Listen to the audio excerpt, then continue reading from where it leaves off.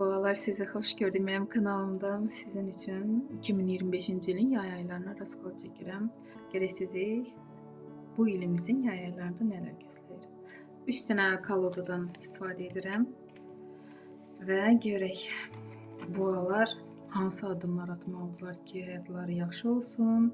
Beləliklə, yay ayının enerjisinə 2025-ci ilin Rıtsır Jezlov, 7-ci meçi və Tuz Pentakli.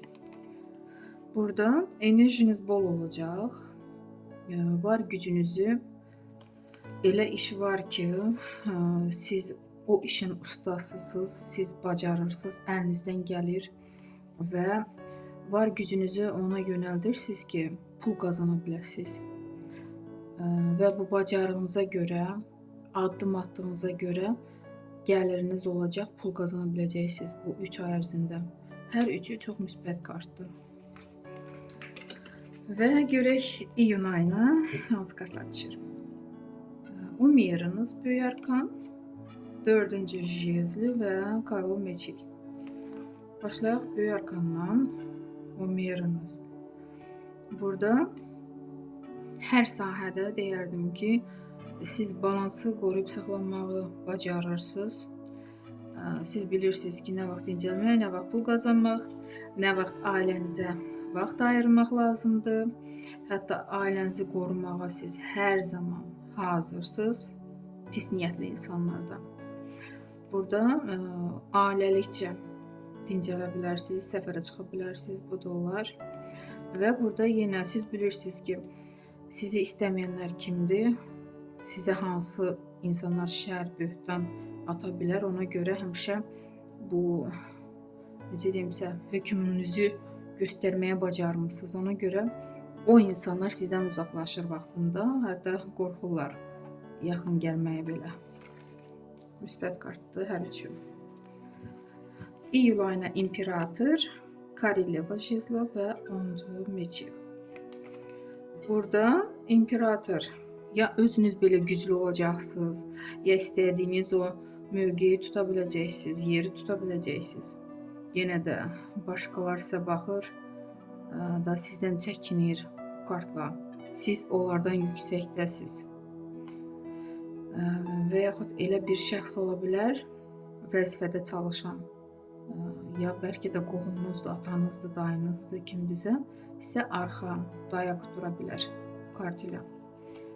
Kareleva Jezlov, bəlkə də bu insanın dəstəyi ilə siz də ya vəzifəyə qoyulacaqsınız, istədiyiniz işi əldə edə biləcəksiniz, ya da ki, bu insanın dəstəyi ilə hansı işmi deyim, arzumu deyim, bunlar həyatda yaşanacaq.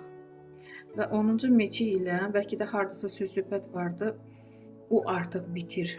Bu insanın köməyi ilə, dəstəyi ilə, bəlkə də məhkəməlik işlər vardı, artıq siz qələbə kimi də oradan qələbə çalmış kimi çıxırsınız.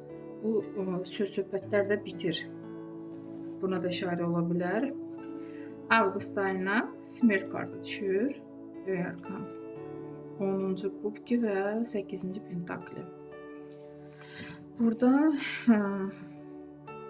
Smert kartı əslində pis kart deyil, deyərdim. Burada həyatınızı ya dəyişmək, ya iş yerinizi, bu da ola bilər. Bu kartla hətta boşanmaq da ola bilər. Artıq siz əvvəlki kimi yaşamaq istəmirsiniz. Siz həyatınızda düzdür, qurbanlar vermiş olacaqsınız. Nələrdənsə keçmiş olacaqsınız, amma siz buna hazırsınız. Təzə həyata başlamaq üçün bəlkə də ailə quranlar olacaq, boşanıb təzədən ailə qurmaq istəyənlər var aranızda. Belə addım atacaqsınız. Və 8-ci Pentakli, özünüzə güvənirsiniz. Özünüzə güvənərək bu addımları atırsınız. Və ruzi bərəkətiniz bol olacaq avqust ayında. Sizin bacarığınıza görə. Çox müsbət kart. İş axtaranlar üçün Straşni Sud. Çox buğalar, belə deyim, hətta addım atmaq istəmirsiniz. Yuxarıdan sizi hətta ayıldırlar ki, sizə lazım olan işin arxasına düşün. Karol Kubkov, Sevgi gözləyənlər üçün xanımların qarşısına belə bir bey çıxa bilər. Problemləriniz necə olacaq? Kolesa Fortuna. Əslində, sizin problemləriniz elə güclü deyil. Burada yolunuz açıqdır.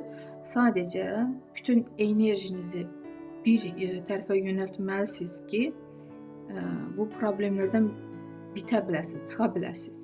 Çünki siz elə edirsiniz ki, enerjinizi, məsəl üçün, bəlkə də bir neçə adamdan borc almısınız, o haqda düşünürsünüz. Amma lazım idi bir adamdan borc almaq ki, enerjinizi belə dağıdıcı formada paylamayasınız. Amma bu problemlərdən çıxmağı bacaracaqsınız.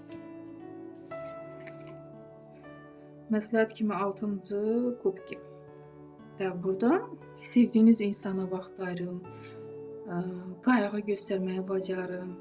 Yəni, o sizin üçün önəmli olduğunu duymalıdır. Məsləhət kimi belə bir kart düşdü. Buğalar sizə belə rasklad çıxdı.